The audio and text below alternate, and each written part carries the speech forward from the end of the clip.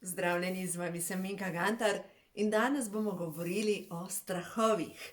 Dobila sem sporočilo od gospe, jaz sem bila včeraj v gozdu in seveda vsak dan grem v naravo in mi napiše, veste, posnela sem en tak čudovit posnetek in je napisala, da ona bi tudi šla v gozd, ampak se boji. No, in potem pri kosilu pa hčerka bere iz te knjige, ko imajo čakre žur, pa pravi: "Joj, mami, jaz vidim, da sem bila v enem življenju, sem bila ustreljena, pa sem bila zadavljena, pa tako naprej." V glavnem, kako veste, da imate neke travme za predelati in kako jih počistiti? No, v glavnem, strah je sigurno odraz tega, da imate nekje v nekem zapisu, ne v nekem, v energijskem zapisu, imate nekaj za predelati. Strah, ki mogoče nima vzroka v tem življenju. Strah pred tem, da boste strmoglavili z avionom. Strah pred zaprtimi prostori. Strah pred dvigali, pred nečim, da vas utesnjuje. Strah pred tem, pred gozdom. No, in prva stvar, ki je šla pri tej gospe skozi moje možgane, je bilo: "Gospa, predelujete smrt iz zadnjega življenja." No, in zdaj vas bom naučila, kako vi sami preverite, kaj vi predelujete, če imate tak nek strah, ki vas enostavno duši. No, in prav to, pojmo najprej na to, moram povedati, preden mi uide misel. V glavnem, če imate strah pred zaprtimi prostori, pred utesnjenimi prostori, tudi pred dvigali, da bo zmanjkalo zraka, preverite z mišičnim testom, če mogoče predelujete smrt iz enega življenja, ko ste bili živi zakopani ali ko ste bili ujeti v nekem ali predoru ali nekje ali v grobišču in niste mogli ven. Tako da več takih primerov imam, mojih strank, ki so prišli na svetovanje, da enostavno smo prišli do zaključka, da vsi ti strahovi so povezani, ja, velikokrat je živa zakopana. Vemo, da nekoč, recimo, če ste bili v enem življenju ženska in če je umrl lastnik teh žensk, recimo faraon, so njegove žene pokopali skupaj z njimi. Tako da to je možno, da se vam je nekaj potem zakodiral ta strah in zdaj, ko pridete v dvigalo, vas enostavno stisne, ker doživite enako tesnobo kot takrat. Se pravi, se vam vklopi dušni spomin. No, prav zanimivo je pri moji hčerki, ta starejši, da se je rodila s popkovino dvakrat ovito okrog vratu. No, ona v tem življenju, ona ne prenese, da jo karkoli duši, ne prenese pulijev, ne prenese ničesar okrog vratu, kar bi jo lahko stiskalo. Seveda lahko človek reče: "Ja, pa normalno, saj se je rodila s popkovino okrog vratu." Ampak, glejte, zdaj, če ste se tudi vi na ta način rodili, vse morate preveriti z mišičnim testom, če mogoče predelujete samomor oziroma zanko okrog vratu. No, spet vam bom pokazala mišični test. Lažje ga delate, če vstanete, če stojite kot usede, zato ker bolj sodeluje vaše telo. Lahko delate tudi mišični test s tem, da poskusite na ta način. Recimo, če jaz rečem: "Jaz sem Minka, moje ime je Minka", ostane skupaj. Če pa rečem: "Moje ime je Poltka", pa enostavno gre narazen. Mišični test lahko delamo tudi s tem, da nam nekdo pritiska roko dol in tisto, kar je za nas resnica, roka ostaja trdna, in ko nekaj za nas ni resnica, pade dol. No, najbolj enostavni mišični test pa je seveda, da telo uporabljamo kot nihalo. In to pomeni, če dovolj pijemo, to je prva zadeva, ker če ste dehidrirani, vaše telo ne more sodelovati. No, in zdaj, če pogledamo, če bi jaz zdaj stala in če dam roke takole in rečem: "Moje ime je Minka", zaniham naprej, ampak tudi vsede deluje. In če rečem: "Moje ime je Polde", kar absolutno nisem, me odnese nazaj. No, in zdaj spet lahko preizkusimo. V enem od življenj sem bila živa zakopana. Jaz vem, da sem bila, ja. Zdaj pa poglejmo, kakšen strah od tam predelujem, oziroma če imamo tam neko stvar za predelati. Glejte, jaz vas ne spodbujam, da tekate od regresije do regresije in rečete: "Jaz sem bil cesar, jaz sem bila ne vem kva", to je brez veze. ampak kakšen program imaš tam zadaj? Kaj je program, ki ga imaš za predelati? Zdaj mi pade na pamet ena gospa, enkrat mi razlaga in pravi, ja, veš, jaz sem bila v enem življenju, sem bila kraljica Elizabeta. Ok, meni je to čisto v redu, lahko je bila kraljica kjerakoli, meni je vseeno. Ampak pol sem sama pri sebi razmišljala, zakaj ona dela točno tam, kjer dela in dela v bivših zaporih. In zakaj je mahnjena na modo. Ona ogromno denarja zmeče za neke cunje, ki so brezvezne, ki jih sploh ne nosi, ampak so znamke in so drage. In ona ni Elizabeta, prej je Antoneta. In ta kraljica Antoneta, to je bila francoska kraljica tik pred izbruhom francoske revolucije, ki je bila modna ikona in tako naprej. In bila je pa, mislim, druga ne morem reči, ampak res je bila glupa. Ne vem, kaj naj druga uporabljam. Prav tisto, ni imela majčkeno sočutja, čutenja. Pač pomembno je bilo, da je bila dobra, da je dobro izgledala, da je bila ona vrhunsko in tako naprej. No in seveda ta gospa ima kar precej za predelati v tem življenju. In glejte, če smo tukaj na zemlji, vsi imamo za predelati. No in zdaj, če se vrnem pa na to gospo, ki pravi, da je groza gozdov, da sama ne upa v gozd, da ima občutek, da se ji bo nekaj tam zgodilo. Seveda, mnogi izmed nas predelujemo zadnjo svetovno vojno, se pravi drugo svetovno vojno, in jaz nisem bila preganjena v drugi svetovni vojni, bila sem pa v taborišču. In strah, ki sem ga imela od tam, je bil strah pred injekcijami. Recimo, moja ta druga hčerka je predelovala strah tudi še iz druge svetovne vojne, bila je pilot. Zelo mlad pilot in enostavno je strmoglavila in se ji je ta strah pred letenjem in da bo umrla vključil, ko smo sedele, to je zdaj par let nazaj, na avionu za prvomajske praznike, šla smo v Egipt in cele, ne vem, 3-4 ure se je vklepala sedeža in trda je bila in samo povzele so ji solze dol. Prav tisto občutek, da bo umrla. Zdaj seveda, kako zdaj vi to počistite?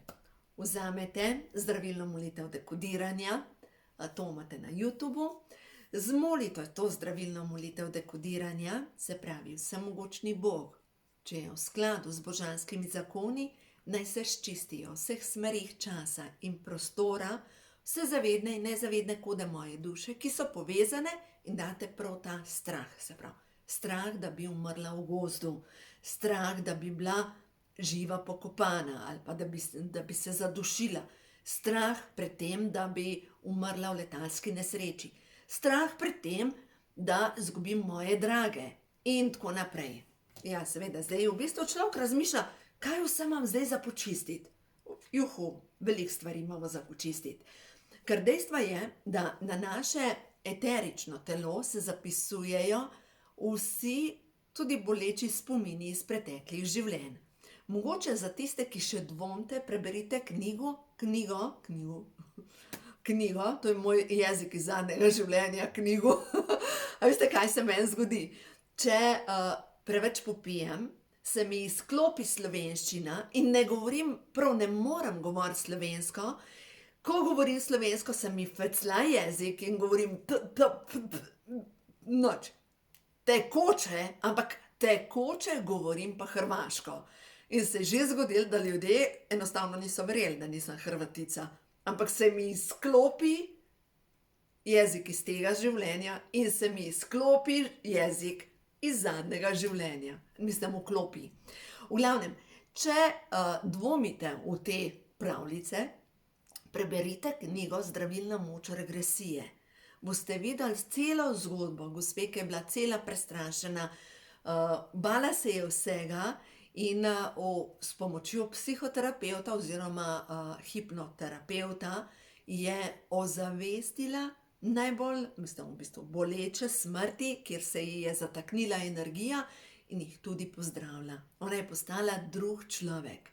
Tako da, lejte, zdaj, da ne boste diplomirali, vzamete knjigo, ko imajo čakre žur, in greste lepo po vrsti. Se pravi, korenska čakra se nahaja na koncu trtice.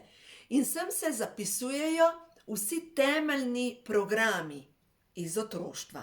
Moram biti pridna, vsi, ki imajo denar, so barabe, moram biti poslušna, se pravi to, kaj moram biti, kdo jaz sem.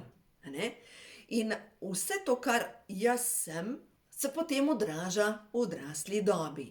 Se pravi, pri nas smo zmerom brez denarja, jaz sem, pač smo reveži, recimo. In to je nek temeljni program, ki vpliva na to, da bom potem celo življenje zbirala neke aktivnosti, ki mi bodo zmerom pomagale, da moj denar odteka. Ali pa druga zadeva, če imam jaz temeljno prepričanje o sebi, da sem grda, da sem debela, da sem nič vredna, to pomeni, da mi bo življenje slikalo točno take situacije, da bom dobila točno to, kar jaz sem. Se pravi, temeljna prepričanja, moram potlačiti čustva. S svojimi čustvi ne smem nikogar obremenjevati. No, enkrat, zdaj pred kratkim mi je ena gospa rekla, da tudi ona je imela isti program, oziroma ne imela isti program. Veste, jaz sem v tem življenju slišala neštetokrat, da sem preobčutljiva. Kot da bi imela neko serijsko napako. Veste, tako, nekomu žmiga oko, pač jaz sem pa preobčutljiva. No in tudi ta gospa je poslušala celo življenje to, da je preobčutljiva, ampak biti občutljiv pomeni, da je to blagoslov. Blagoslov, da čutiš. No in potem, ko gremo pogledati, recimo, ljubezen boli, ljubezen je grda, v ljubezni si vedno ranjen. To so temeljna prepričanja in če imaš program, v ljubezni si vedno ranjen, najdeš, izbiraš same take odnose, ki te ranijo in ki ti še dodatno potrdijo ta program, da v ljubezni si vedno ranjen. Tako da v glavnem, tukaj noter je res veliko teh temeljnih prepričanj. Glejte, kar se tiče korenske čakre, je do strani 100 govorim o temeljnih prepričanjih. Knjiga ima 400 strani, ampak dejansko 100 strani je o temeljih. Veste, ne moramo mi razmišljati, kako bomo duhovni, kako nam bo srce, naša koherenca srca bo ustvarjala ne vem kva. Dokler nimamo temeljev počiščenih, toliko časa se nam dogajajo slabe stvari. In bolj kot delamo na tem razvoju višjih čaker in na duhovnosti, hitrejši je ta postopek, da se nam še hitrejši slikajo slabe stvari v našem življenju. Zato je tako pomembno, da gremo čistiti temelje. No, tako da v glavnem, zdravilna molitev dekodiranja v 3 korakih je absolutno močna, ampak res močna, ne bom rekla, da je to najmočnejše orodje, ampak je pa močna. Zaradi tega, ker prvi del molitve je, da izpostavimo to, kar želimo počistiti. Se pravi, strah pred tem, da bi, umrla v gozdu. Potem dam drugi del, to je iz zdravilnega kodeksa, začnem zdraviti moje celice, moj celični spomin. S tem, da dam roke v klunček in jih usmerim v 4 zdravilna središča. Eden je tukaj, ki vpliva na hipofizo, drugi je tukaj, ki vpliva na ščitnico, tretji je tukaj, ki je povezava z 2 čakrama, ki sta povezana z zmanjšanjem stresa na celični bazi. Potem je tukaj na sencah središče, ki vpliva na delovanje epifize, se pravi češerika na sredini možganov, in v glavnem to parkrat ponovimo to pot. In tretji del meditacije pa je, da usmerite roke v položaj blagoslova in si predstavljate svoj srečen rezultat. Kako lahko greste v gozd, kako ste varni, kako objamete drevo in kako žarite od sreče, kako lahko potujete, kako ste zadovoljni, kako so vaši dragi zadovoljni, kako ste popolnoma zdravi. No, zdaj pa prav to, popolnoma zdravi. Zadnjič sem govorila z eno gospo in ta gospa pravi, da ima velike težave z vratno hrbtenico in da ne more potovati, niti se ne more voziti. In v glavnem, in da je videla v meditaciji, v 2 meditacijah, da je bila v 2 življenjih, v enem je bila zadavljena, v drugem življenju je visela na vislicah. In če imate vi kar naprej težave tukaj z grlom in tudi tako kot moja Sara, ki se je rodila s popkovino okrog vratu, v tem primeru je pač mišični test in spet preverimo. Se pravi, težave, ki jih imam z grlom, so povezane z enim od preteklih življenj, ko sem visela na vislicah. K meni na svetovanje je prišel en mlad fant. 17 let je bil star takrat, 18, ne točno 18, in pri 17 letih se mu je pa začele težave s ščitnico, z grlom, izgubil je glas, dela pač na radiju in ni več mogel govoriti in tako naprej in vse žive preiskave je dal skozi. In do česar sva prišla do zaključka, se mu je zbudil pri 17 letih strah, da bo ostal brez družine, ker v enem drugem življenju je ostal brez družine, zapadel v slabo družbo, prav rokovnjači so bili, saj poznate to zgodbo, ne? To so bili v bistvu naš Robin Hood na ta način, ne? In potem zakazan, ko so ga ujeli, je bil obešen. In v bistvu se mu je ta isti strah aktiviral, hkrati je bila pa zadaj dušna zaobljuba, da nikdar več ne bo sam brez družine. Pač nikdar več. Tako da, glejte, naše telo je zemljevid. Zemljevid naših čustev, zemljevid naše duše, naše telo je odtis mnogih življenj. Jaz verjamem v to, da s sabo prenesemo na svet specifično barvo oči in podobo. A veste, in tisto, ko imaš občutek, tega človeka jaz poznam, od nekje ga poznam, ni nujno, da je iz tega življenja. Lahko je iz čisto enega drugega življenja, iz enega drugega filma. Možno je. Gre se za to, da pač prepoznaš to energijo. S tem človekom sva se že srečala. To sem prvič brala v knjigi Celestinska prerokba, pa mogoče drugi del Skrivnost Šambale, ne vem. Ampak v eni od teh knjig piše, da če z nekom prideš v stik in na prvo žogo ti tako, ni mi všeč, je to povezano s spominom duše, ker se s tem človekom poznaš iz enega drugega življenja in ni bilo pametno s tem človekom zobati češenj, oziroma je ostal nek energijski pritisk. No in zdaj kaj v tem primeru naredite?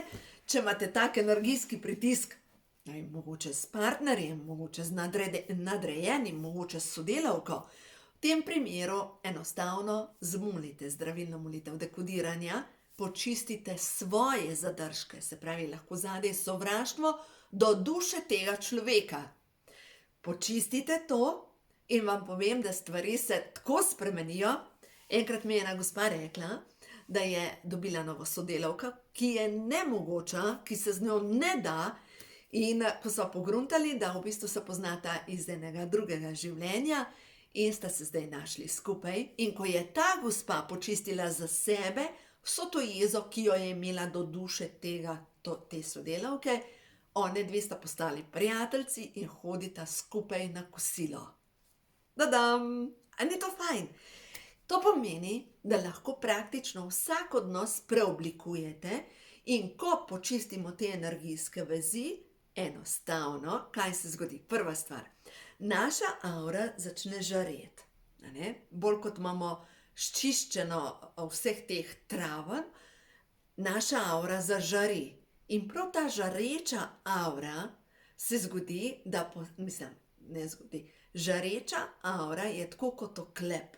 Enostavno energije ne morejo do tebe. Tako da v glavnem, res vam priporočam, delajte na sebi, čistite to svoje energijsko polje in boste videli, to je nekaj, kar se res splača. In ne nazadnje splača se zaradi tega, ker se bo nivo vaše energije močno izboljšal, ker boste bolj zdravi, bolj vitalni, bolj žareči, ljudje vas bojo spraševali, A se zaljubila mogoče? Ne, samo ne odtekati več energija. Če si predstavljamo to svojo avro, ki imamo toliko tega gor nalepljenega, tudi iz preteklih življenj, je tako kot naluknjan sod. In to teče energija na vseh tih koncih, kar šprica stran od nas. In ko mi zakrpamo svojo avro, se pravi, ko počistimo te boleče spomine, se avtomatično avra zakrpa, zažari, postaja močna, in ko je avra močna, pomeni, da tudi čakre delujejo uravnoteženo, in ko čakre delujejo uravnoteženo, notranji organi, ker recimo, glejte, če vam je težave s ščitnico, ali pa z grleno čakro, mi slabše deluje ščitnica, imam težave z izražanjem, potem težko govorim. Se pravi, ko jaz počistim na energetskem nivoju ta del, da, ne vem, spomin iz enega življenja, ko sem bila obešena, se mi sčisti energijsko polje okrog te grlene čakre, hkrati mi začne ščitnica boljš delovati, ko začne ščitnica boljš delovati. Limfa deluje, ko limfa deluje. Shujšam, ko shujšam, sem bolj samozavestna, recimo, saj ni vse v hujšanju. Gre se za to, da se dobro počutim v svoji koži, da lahko rečem, v svoji koži sem v svojem kraljestvu. To je vozilo moje duše in počutim se odlično. To je to.